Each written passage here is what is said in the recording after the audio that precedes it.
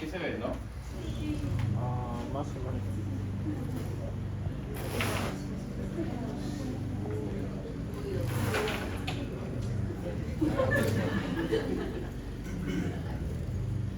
Muy bien.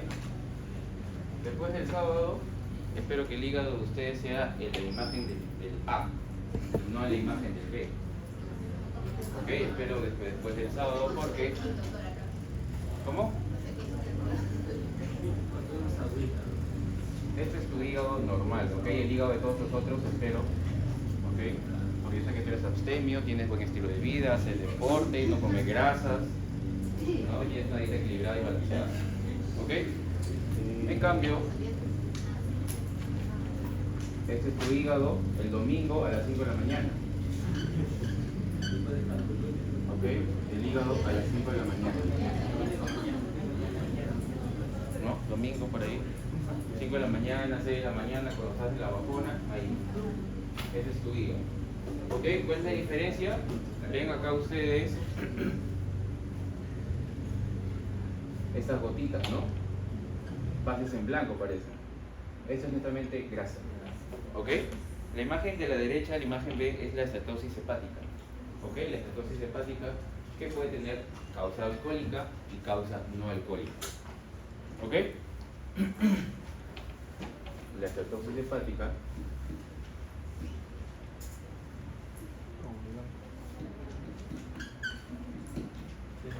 por causa alcohólica, ¿ok? Y por causa no alcohólica, se llama NASH en inglés, ¿ok?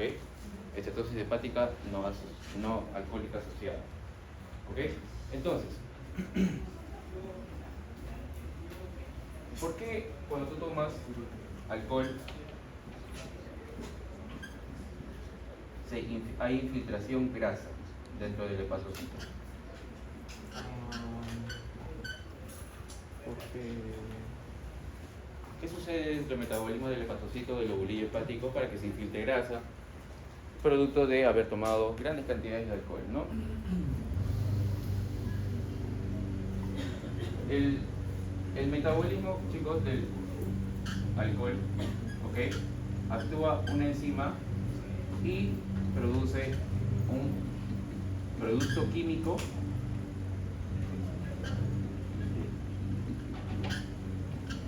y esto te produce la resaca, ¿ok? El acetaldehído, ¿ok? El acetaldehído, cuando metabolizas el alcohol por alcohol deshidrogenasa, produces acetaldehído, y el acetaldehído es el causante del dolor de cabeza, de las náuseas, vómitos, además obviamente que el alcohol deshidrata las células. Por eso es que te duele la cabeza, por eso es que te duele la boca del estómago, tienes perigastralgia, tienes aumento de secreción de ácido, todo ello. ¿y poliuria? ¿Ok? Alcohol deshidrogenado. Pero a su vez, cuando tú tomas alcohol, ¿ok? Principalmente, obviamente como lo sabemos, es hepatotóxico. ¿Por qué tenemos que hablar del alcohol? Porque el alcohol es el principal causante para que haya campeón de la cirrosis hepática, ¿ok? Sobre todo dependiendo qué área geográfica del Perú. Más al norte, más a la sierra, por alcohol, cirrosis hepática por alcohol. Si tú vas al sur del Perú, usualmente es más por también alcohol, pero también puedes asociar enfermedades autoinmunes, hepatitis, ¿ok? Si vas más a la selva, hepatitis, ¿ok? Cuando el alcohol se metaboliza en el hígado, ¿ok? Existe una ruta alterna por el acetil-CoA. El acetil-CoA era el iniciador de qué famoso ciclo? Ciclo De Krebs, ¿no? Y aquí entra a tallar la aplicación clínica del ciclo de Krebs. No era para que tú te lo aprendas de memoria con todas las enzimas y todos los precursores, sino ¿por qué? Porque el acetil-CoA es el precursor y aquí inicia el ciclo de Krebs. ¿Cuál es la finalidad del ciclo de Krebs? Energía. ATP, entre 32 a 36 ATP. ¿Ok? Pero el acetil-CoA no solamente tiene esa ruta metabólica a través del ciclo de Krebs, sino tiene otras dos rutas metabólicas más: la formación de cuerpos cetónicos y la formación de ácidos grasos. Entonces, ¿ok? Ácidos grasos y de cuerpos cetónicos. ¿Ok? Entonces, por eso es importante, aquel paciente diabético que toma alcohol tiene mayor probabilidad de producir una cetocidosis diabética. Porque tú sabes, y te estoy explicando acá, que el alcohol, ¿ok?, dentro de las rutas metabólicas produce acetil-CoA. El acetil-CoA no solamente es a través del ciclo de Krebs, sino también va por la cetogénesis o la producción de cuerpos cetónicos y también por la producción de ácidos grasos. ¿Ok? Entonces, aquellos pacientes, si ustedes alguno tiene diabetes acá, tomen cantidades moderadas de alcohol. Nunca se intoxiquen con alcohol porque pueden incluso tener cetocidosis diabética. ¿Ok? Entonces, este es el motivo por el cual el hígado se infiltra de grasa y ustedes ven acá las gotitas rojas, las gotitas blancas, perdón. ¿Ok? Dentro de la arquitectura hepática del lobulillo hepático, ahí se infiltran los ácidos grasos que producen el metabolismo del alcohol. ¿Ok? Entonces, ¿por qué tenemos que hablar de esto?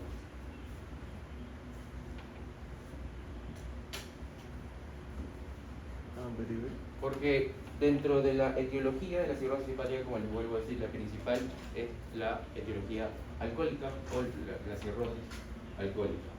Obviamente tenemos muchísimas más. Tenemos, por ejemplo, las hepatitis. Para los que llevaron al seminario 1 el ciclo pasado conmigo, les expliqué que el lobulillo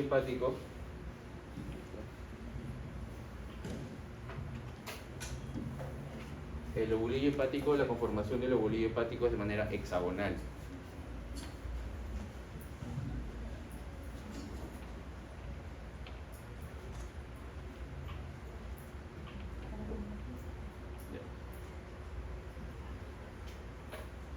Okay. Más o menos es así. Okay. Y al medio está vamos a quitarlo de color azul, espero que se vea, la vena hepática. Cada vértice de forma hexagonal es la tríada portal. ¿Ok? ¿Qué era la tríada portal?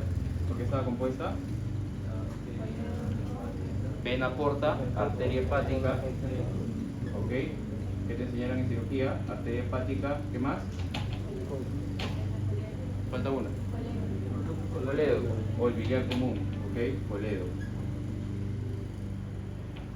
¿Cómo se llama la maniobra que tiene que hacer el cirujano general para clampar el ligamento que contiene a la tríada portal para prevenir o para evitar que el hígado se siga sangrando por cualquier causa? Pringle, ¿no? Pringle, muy bien. ¿Cómo se llama el ligamento que clampaba? El ligamento que contiene la tríada portal, ¿cómo se llama? Hepatoduodenal. ¿Ok? Es parte del aumento menor junto con el hepato gástrico. ¿Ok? Maniobra de Pringle. Muy bien. Entonces, como esto es la zona donde está la arteria y aquí está la vena, ¿ok? Entre ellas dos están tres zonas del lobulillo hepático. ¿Ok? La zona 1, la zona 2 y la zona 3.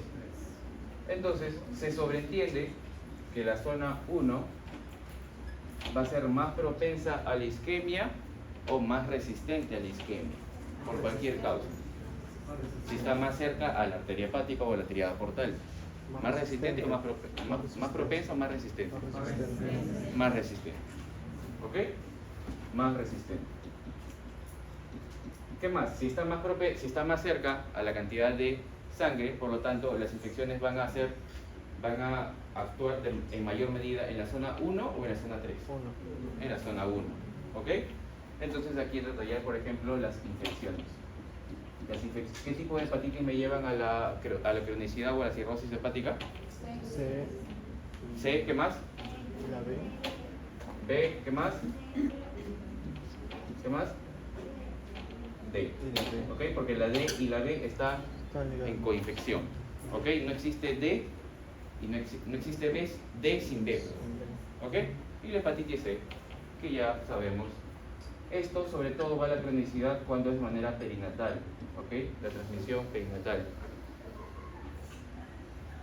Y obviamente sexual, principalmente.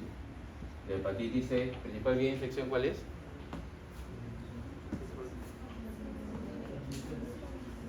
Inyectable o transfusión sanguínea. ¿Ok? Y la D, como les digo, está muy relacionada con la B. ¿Ok? De ninguna forma la hepatitis A y la hepatitis E llevan a la cronicidad. ¿Ok? Seguramente acá muchos no tienen hepatitis A, han estado todos amarillos como los Simpsons, les dolía el hígado y todo ello, pero han, su hígado se ha regenerado sin ningún problema. ¿Por qué? ¿En qué fase se encuentran, qué fase replicativa se encuentra el hepatocito para que pueda regenerar el hígado de manera simultánea? O las células lábiles, ¿en qué fase de replicación se encuentran? Fase 1. Para que pueda regenerarse de manera G0. ¿Ok? Están en fase G0. Las que están en fase G0 entran inmediatamente a mitosis y así pueden regenerarse. ¿Ok? Características del hepatocito. Muy bien. Fase 1, perdón, zona 1. Ahora la zona 2. Aquí una enfermedad específicamente actuaba, ¿cómo se llamaba? La fiebre amarilla. Y la zona 3 es la que vamos a hablar principalmente hoy día, porque la mayoría de fármacos, alcohol, trastornos autoinmunes, etiología vascular, afectan principalmente la zona 3. ¿Ok? Muy bien. Si la zona 1 era la zona más resistente a la isquemia porque estaba más en contacto con la sangre arterial, la sangre que tiene oxígeno, ¿ok? Entonces la zona 3 va a ser más propensa a la isquemia. ¿Ok? Más propensa a la isquemia. ¿Qué más?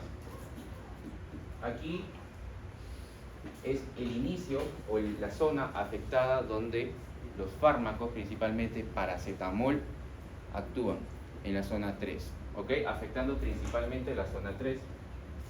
Fármacos que vamos a ver en un momento cómo actúan. ¿Ok? El paracetamol. ¿Ok? ¿Qué más? Aquí hay un síndrome que actúa iniciando o afectando a la zona 3. ¿Alguien sabe cómo se llama? Que es una cirrosis poshepática. ¿Cómo dijiste? ¿Cómo es tu nombre? Discúlpame. ¿Rose? Rosa, perdón. ¿Cómo se llama? Síndrome de Budd-Chiari. ¿Ok? Que es una trombosis de la vena hepática. Es la vena hepática. Una trombosis de la vena hepática produce una cirrosis poshepática.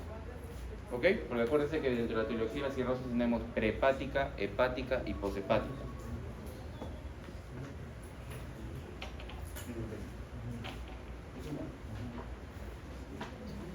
Vamos a dar 10 minutos, ¿ok? Entonces, y esta es la zona donde también actúa la esteatosis hepática. Lo que vimos en un momento tu hígado el domingo a las 5 de la mañana, ¿ya? La esteatosis hepática. ¿Ok? Muy bien. Entonces, ¿por qué la cirrosis hepática, ok? ¿O por qué el paciente cirrótico por cualquier causa tiene toda esta constelación de síntomas? Que lo ven aquí en este gráfico. Porque el paciente con cirrosis hepática tiene síntomas producto de la hipertensión portal y producto de la disfunción del hepatocito propiamente, es decir, de la célula hepatocitaria. ¿Ok? Esto es básicamente la cascada fisiopatológica por el cual, ¿ok?, el paciente con cirrosis hepática tiene toda esta constelación de síntomas. Pero principalmente, ¿cuál es el evento inicial? Así como había una hipertensión pulmonar, que dicho sea de paso, no sé si les vino a ustedes en su pregunta del examen parcial, ¿a partir de cuánto podemos hablar de hipertensión portal? Perdón, hipertensión pulmonar. ¿Qué le pregunta su examen, creo? ¿Mayor a cuánto? 25 milímetros de mercurio, esa era la respuesta del examen. ¿Ok? No es 12, no es 15. Cuando tú hablas de hipertensión portal, es a partir de 10 a 12 a más milímetros de mercurio. ¿Ok? Entonces, hipertensión portal mayor a 10 o 12 en algunos libros que vayan a leer. En cambio, hipertensión pulmonar mayor a 25. ¿Ok? Entonces, el evento inicial de los pacientes con cirrosis hepática es la hipertensión portal. Pero el segundo evento, y es por el motivo por el cual el cuerpo tiene una serie de mecanismos compensadores, se llama la vasodilatación esplácnica. ¿Ok? Vasodilatación esplácnica. ¿Ok? Esta vasodilatación esplácnica, su propio nombre lo dice, vasodilatación. ¿Cómo estaría la resistencia vascular periférica? ¿Aumentada o disminuida? Muy disminuida. ¿Ok?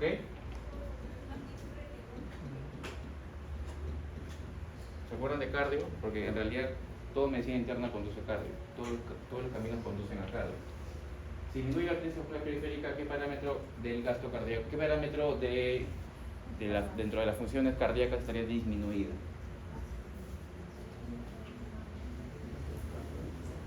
¿Presión arterial era igual a qué? ¿Con qué más? Con gasto cardíaco. ¿Ok? Entonces, la presión arterial estaría disminuida, por lo tanto disminuye el gasto cardíaco. Entonces, ¿qué es lo que hace el cuerpo para compensar? ¿Qué mecanismo compensatorio vimos en cardio? De manera rápida, el reflejo vasoreceptor, y de manera lenta, el sistema renina-angiotensina-aldosterona.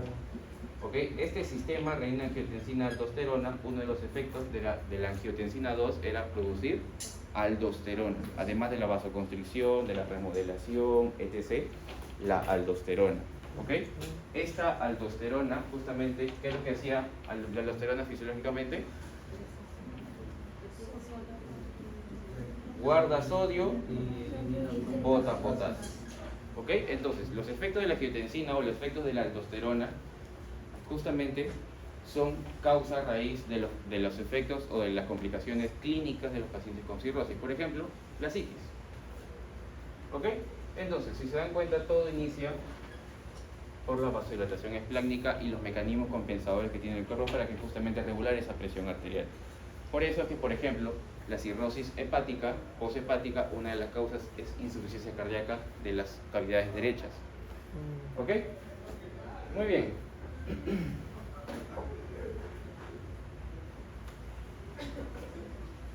Entonces, como les dije hace un momento, cualquier causa, alcohol, hepatitis, estatosis hepática alcohólica, no asociada al alcohol, perdón, hepatitis autoinmune, etc., todo conlleva a la cirrosis hepática.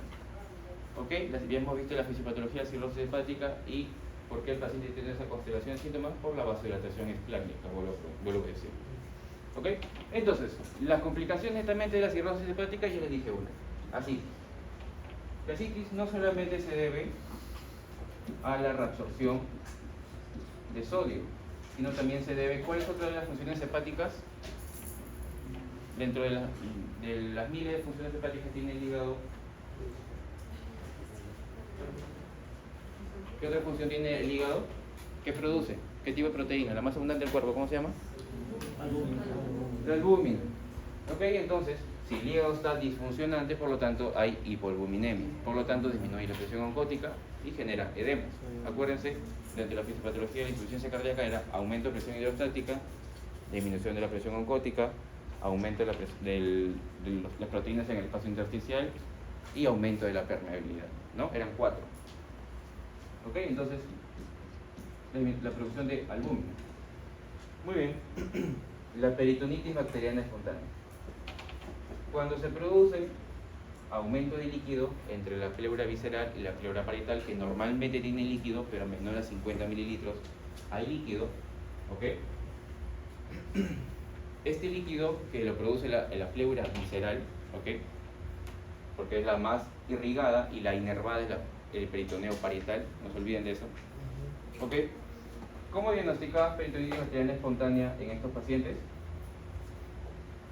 Acuérdense, medicina interna. ¿Cuál es el diagnóstico? Cuando un paciente tiene ascitis, está echado en su cama, tiene una panza enorme, ¿qué es lo que tienes que hacer? Si tiene una ascitis, atención. Principal medida terapéutica, paracentesis.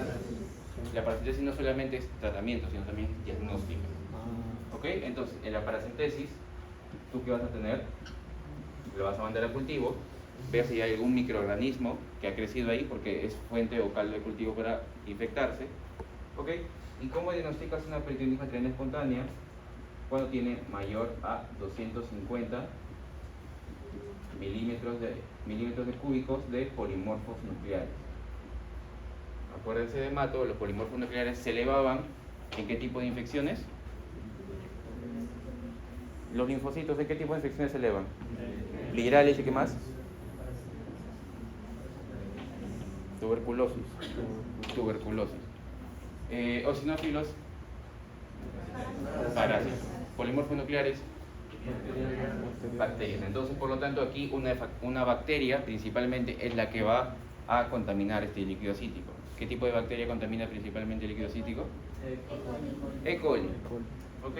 E. coli. Entonces, como tú sabes que la E. coli principalmente es la que va a sobreinfectar este líquido cítrico, por lo tanto necesitas antibióticos, tanto para tratamiento como tal y para prevenir, porque los pacientes no solamente van a hacer un episodio de ascitis y nunca más, van a producir ascitis a grandes cantidades. Tú, créame, uno de los peores pacientes que van a tener en su internado es un paciente cirrótico, porque lo va a hacer siempre, van a tener que hacer electrolitos, van a tener que pedir albúmina, van a tener que hacerle paracentesis diagnóstica, terapéutica. Es lo más que eso que van a tener en medicina interna es pacientes cirróticos, ¿ok?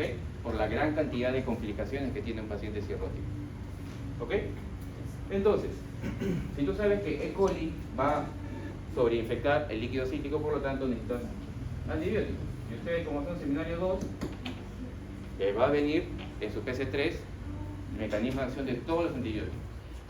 Entonces, de los antibióticos que va a actuar acá, obviamente inhibiendo E. coli o destruyendo E. coli, van a ser las cefaloporinas de tercera generación.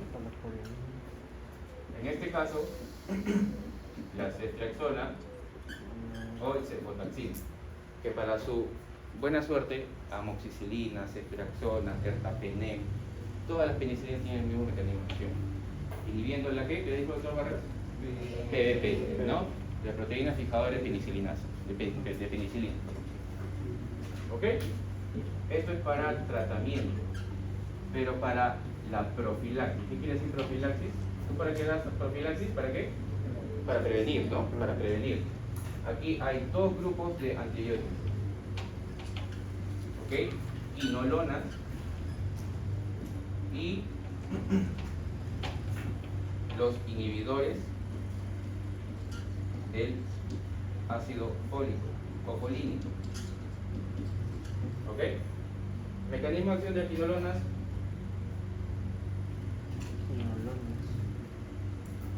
Mecanismo de acción de quinolonas.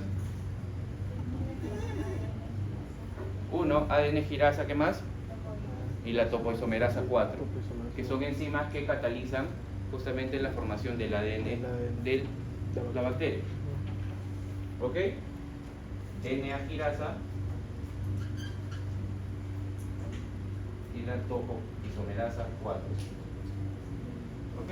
Y los inhibidores del ácido folínico, por ejemplo, el trimmetoprim sulfametoxazol o el cotrimoxazol. ¿Ok? Como son dos fármacos, tienen diferentes targets, diferentes enzimas que van a inhibir. Uno, el trimmetoprim, y el otro, el sulfametoxazol. Pero la finalidad de este grupo farmacológico es inhibir la síntesis de ácido fólico. Acuérdense, el ácido fólico, ¿okay? O la vitamina B9 era un cofactor para la síntesis de bases, para la síntesis de purinas en el ADN, así como el B12. ¿Ok? Entonces, el trimmetoprim inhibe a esta enzima dihidrofolato reductasa. ¿Ok? Y el sulfametoxazol dihidroapto sintasa. Son dos enzimas diferentes. Repito, sulfametoxazol dihidroapto sintasa y el trimmetoprim la dihidrofolato reductasa. ¿Ok? Las dos enzimas catalizan y forman el ácido fólico. ¿Ok? Entonces, trimmetoprim sulfametoxazol, diferentes mecanismos de acción. Uno para tratamiento y el otro es para profilaxis. Muy bien. ¿Qué otro tratamiento tiene el paciente cirrótico?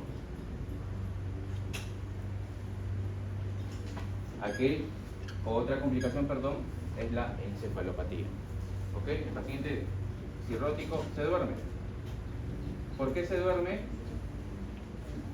¿Por qué se duerme? Por el amoníaco. ¿Ok? Por el amoníaco. Entonces tú lo que tienes que hacer es disminuir esa producción de amoníaco o justamente inhibir aquel que produce esa producción de amoníaco. ¿Ok? En primer lugar, disminuir la producción de amoníaco. Seguramente tú has tomado alguna vez esto, cuando estás estreñido, lactulosa. ¿Qué es lo que hace la lactulosa? Del amoníaco pasa a ion amonio. ¿Ok? O sea, del amoníaco, que es NH3, lo convierte a NH4 o ion amonio. Y este ion amonio no pasa la barrera hematoencefálica, por lo tanto no lo duerme el paciente. Tratamiento para la cirrosis, para la encefalopatía hepática. El otro tratamiento es la rifaximina, con X, rifaximina. ¿Ok? ¿A qué le suena rifaximina? Aquí otra enfermedad infecto-contagiosa que somos reyes en Latinoamérica. Tuberculosis. Suena a rifampicina, ¿no? ¿Cuáles mecanismos son rifampicina?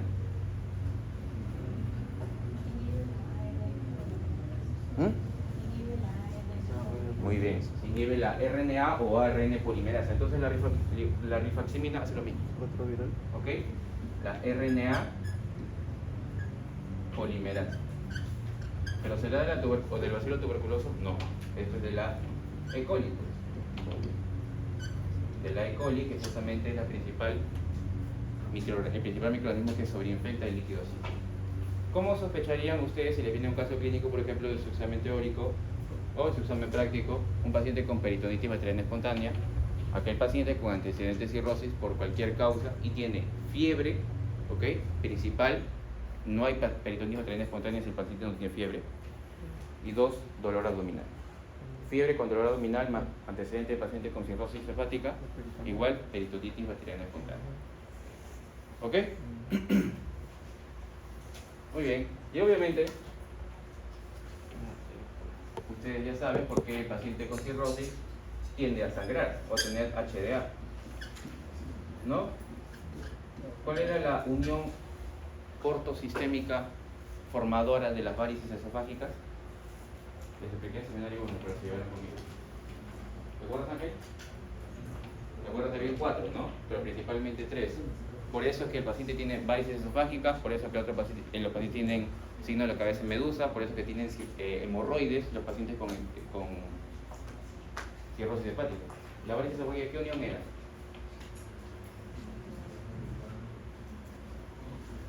Ya, la unión portal.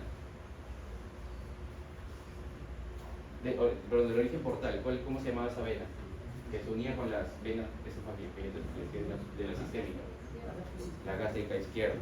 La vena gástrica izquierda, que es parte del sistema venoso, ¿okay? Se unía con las venas esofágicas, que es del sistema sistémico, por así valga la redundancia, ¿okay? Se anastomosan a nivel de la unión gastroesofágica y producen varices esofágicas. Y estas varices se dilatan y por lo tanto se rompen y sangra el paciente con cirrosis hepática. ¿Ok? Para los que no se acuerdan cómo se producían estas varices, aquí está, ¿ok? Para que vean que no les miento. Varices esofágicas con la vena gástrica izquierda y las esofágicas que venían de la vena cava inferior. Unión portosistémica, se unían a nivel, ¿ok?, del ángulo de la unión gastroesofágica. Y obviamente, como hay hipertensión portal, aumento de la obstrucción del flujo sanguíneo portal, se dilataba. Porque recuerden, ¿quién tenía más pared arterial? Perdón, más músculo, las venas o las arterias? Las arterias. La que mayor capacidad sanguínea tenían eran las venas porque tienen mayor distensibilidad. Entonces, si tienen mayor distensibilidad, tienen menor fuerza de resistencia cuando aumenta la resistencia. Mayor distensibilidad cuando aumenta la resistencia. Por lo tanto, se distiende y se colapsan. Los pacientes con cirrosis hepática tienen HDA. ¿Ok? Principal causa de HDA. Pregunta de Nam. No. HDA, no se HDB. HDB es hemorragia digestiva baja. Úlcera péptica o duodenal. Perdón, duodenal o gástrica. ¿Cuál es la más frecuente? Duodenal. Y si te digo principal causa de HDB, o hemorragia digestiva baja, ¿cuál es? ¿Ah? No.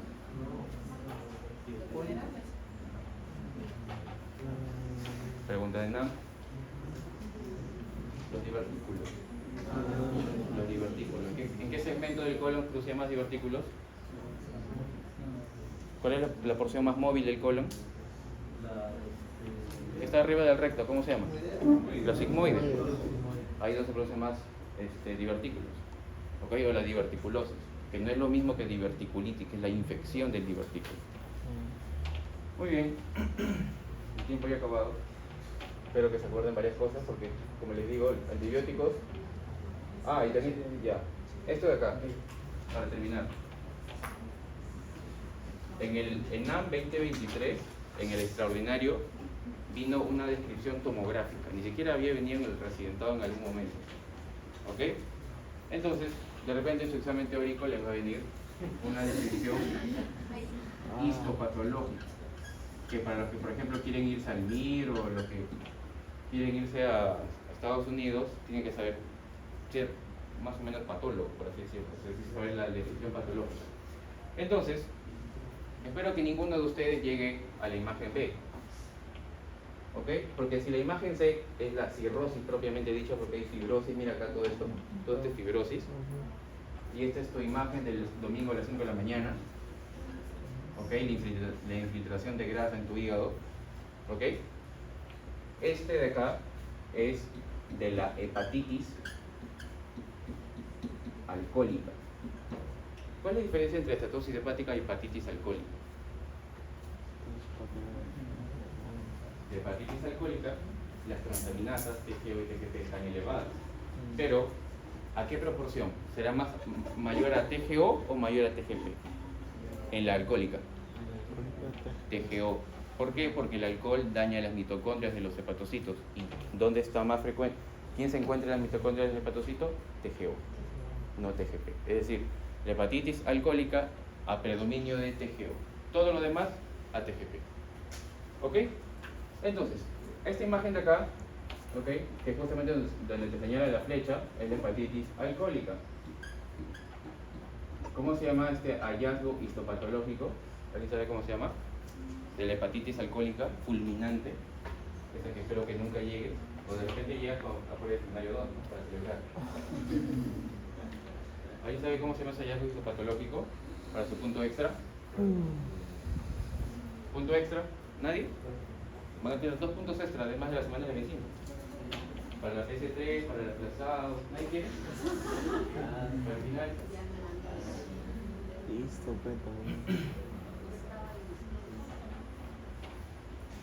Cuerpo de Mallory. Cuerpo de Mallory. ¿Ok? Hallazgo histopatológico de la hepatitis alcohólica fulminante, el cuerpo de Mallory. ¿Ok? Muy bien.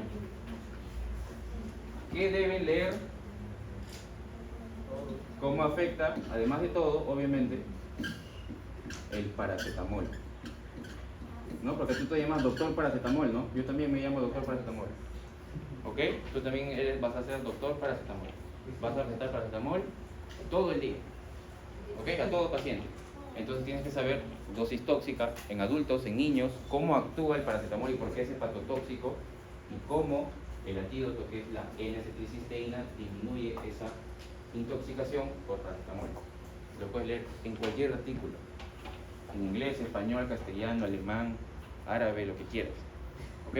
Pero para la tesis oral 3 te vamos a preguntar. ¿Ok?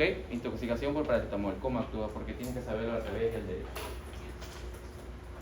Muy bien. Si alguno de aquí va a dar el examen de salud para el domingo, les deseo mucha suerte. Bueno, resúltenos en realidad éxitos. Porque la suerte no existe. Bueno chicos, mis mejores deseos también para el día domingo, ¿sí? Cuídense mucho.